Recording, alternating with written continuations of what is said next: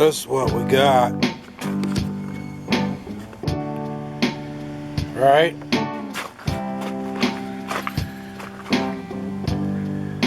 This is about as economical as a guy's gonna get into a snowplow.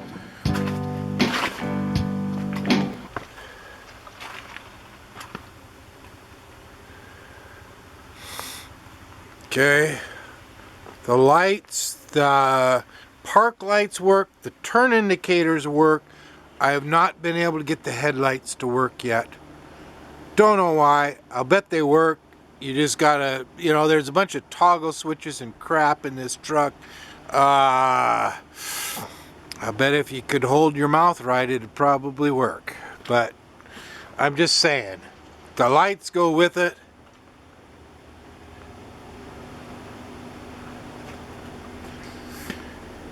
I've been using that blue hydraulic, the high dollar crap in there.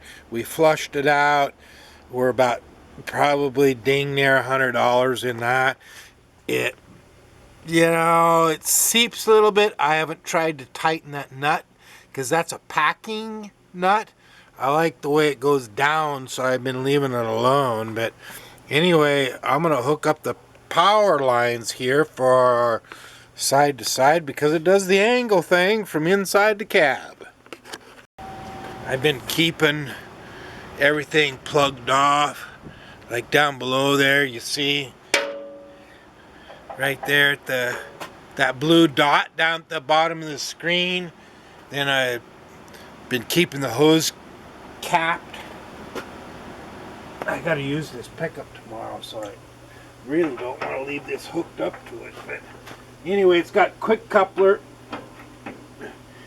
I'd like to just keep the quick couplers myself, but it'll go with the unit. Man, all that quick coupler stuff is expensive because you don't buy just the one end. You gotta buy both the ends so they go together. So, anyway, we'll pull this cap out here. I try to keep everything capped, like I said, unless I can stick the hose in someplace. And this one you want to run behind the chain.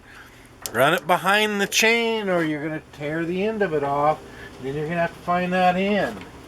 And then it's just a quick coupler, just like your air hose, right up on top.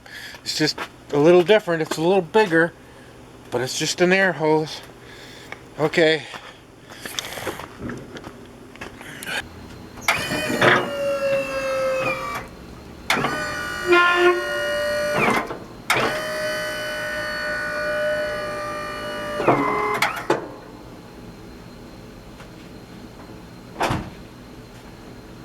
See, now when you go right, that, you see, it works really good. I mean, far as that goes. But when you go right, inside the cab, there's a controller, a joystick. It's just a joystick. And it gets a little sticky to the right side and a little hesitant to the left. But I've been told you can clean them connections, spray some stuff on them, whatever. The one thing you got to remember is that joystick is always mounted inside the truck. So it's indoors is what I'm saying. So it should just need cleaning, That's my idea of it. Let me straighten this out. We'll set it down and I'll show you the undercarriage.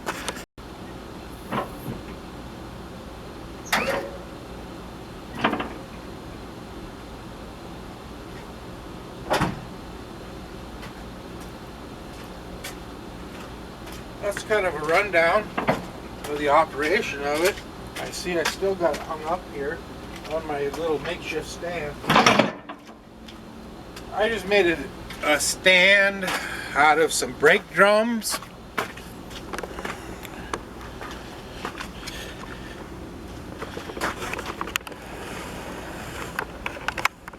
Threw some bolts in them. Threw a 6x in front of it, and that's my stand. That's not going with the plow, guys. I ain't gonna do that because I can use these stems and this 6x and the bolts and all that stuff for a bunch of other stuff.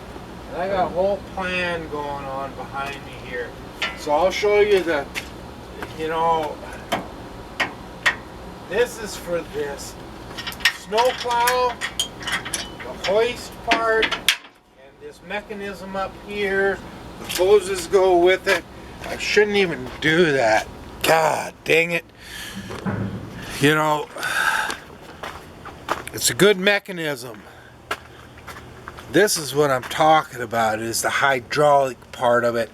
And, you know, you could hook stuff to it up here.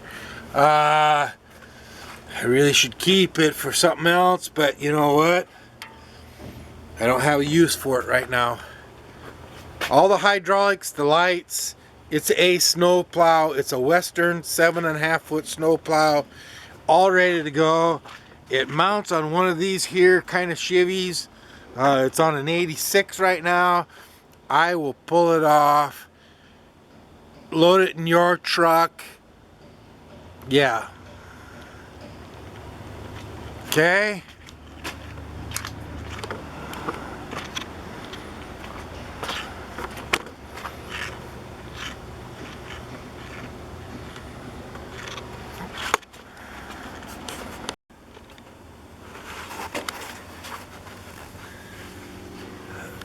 There's the controller that goes with it. The original Western plow controller, right?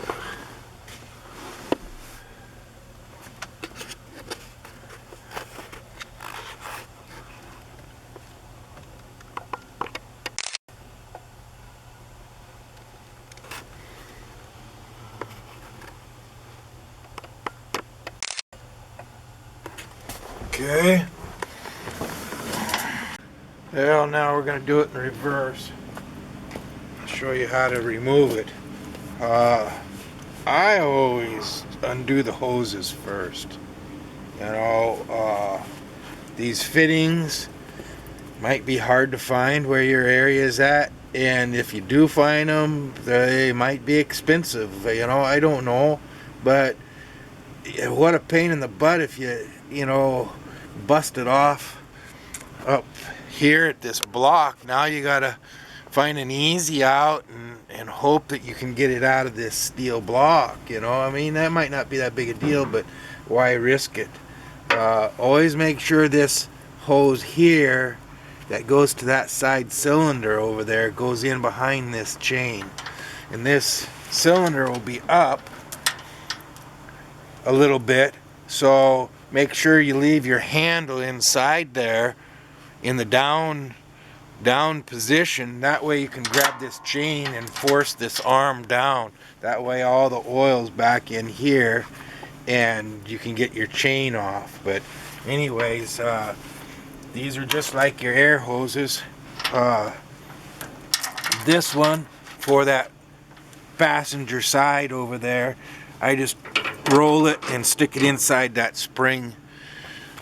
You know, that spring right there. I just stick it in the top of that spring right there, and then you don't have to cap it off. You know, it's facing down. The other one down below here, it comes off the same way.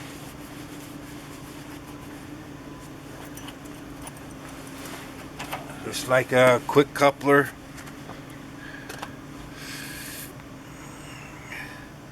They got a little check ball thingy in the bottom that's supposed to seal up, you know. So this one here, let me zoom out. Well, I didn't go very far. Anyway, I take this little red cap. I saved these things from work before, a long time ago, and you just push the cap on that, and then it protects the end of that ball, that check ball, and this one stays with the truck, right? You know, so I just loop it around in behind the bumper, and it seems to stay put all the time. This bottom one down here, I just take this cap here, smaller cap, and put it in that one, and that keeps dirt from getting down in there, or snow and ice. You know, pain in the butt. You get snow and ice in there, it's kind of hard to thaw it out, you know. And then I put one up here, and that one's a little tighter fit, which is good because you're going down the road without your plow.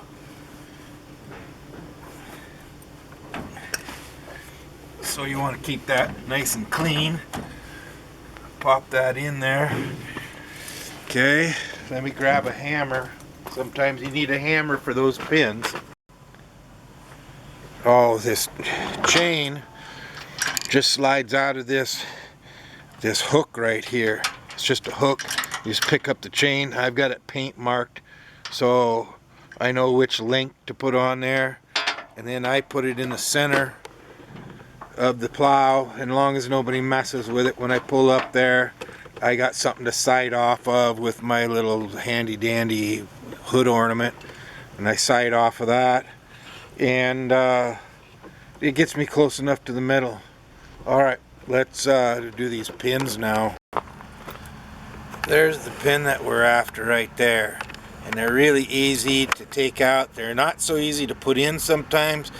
Key to this deal is to have it up on a stand like I've got it here. It's just a makeshift stand I made out of brake drums, so it sits up off the ground. It's a lot easier to hook up that chain right there when it's off the ground like that and halfway up.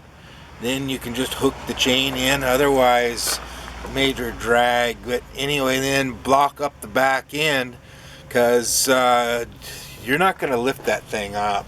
You know, I guess I seen a guy on TV come up roaring up there, and he hooked up the chain and he picked up the back of it with the hoist. That might work, you know. It seemed to work for him. I never tried it. I just put some blocks underneath the A-frame right here. A decent little hammer is, you know, really helpful. The closer you can get this thing to being level and flat with your pickup, where you pull your pickup up if you're going to detach it all the time, the better off you are, the easier it gets. On the back side here,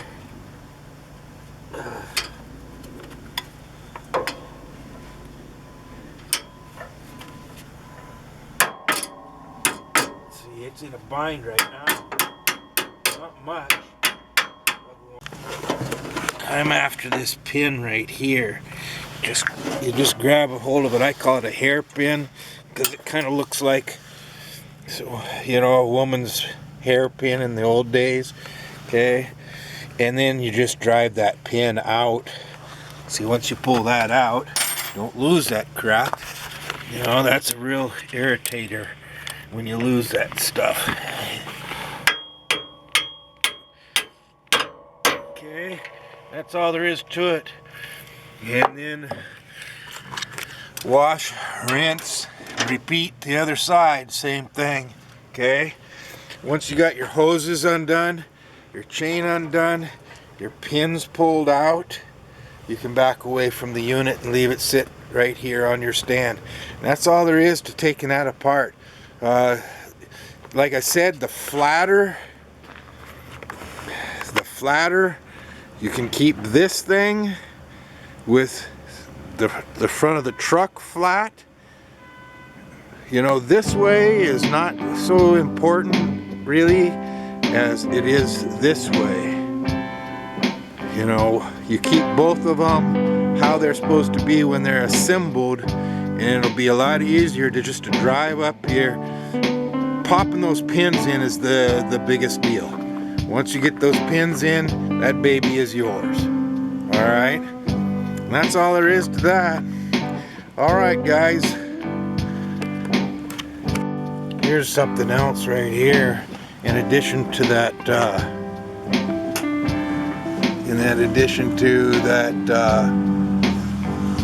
hammer, is little pry bar like that. This one's probably 3/4 of an inch round. What you can do is you can, where the pins go across there, you can put it in the hole and jiggle it up and down and help get them lined up. It's just another tool that's pretty helpful. Okay, that's it finally. Western 7.5 footer. Okay, it's in good shape. You know, it's not all beat to hell or anything like that. The springs work. Looks like it was just a 2-spring setup. I don't see any other holes there. Not that a guy couldn't drill a couple more holes and put another couple springs on it, but I don't know, it was designed that way and it worked for me this winter, you know.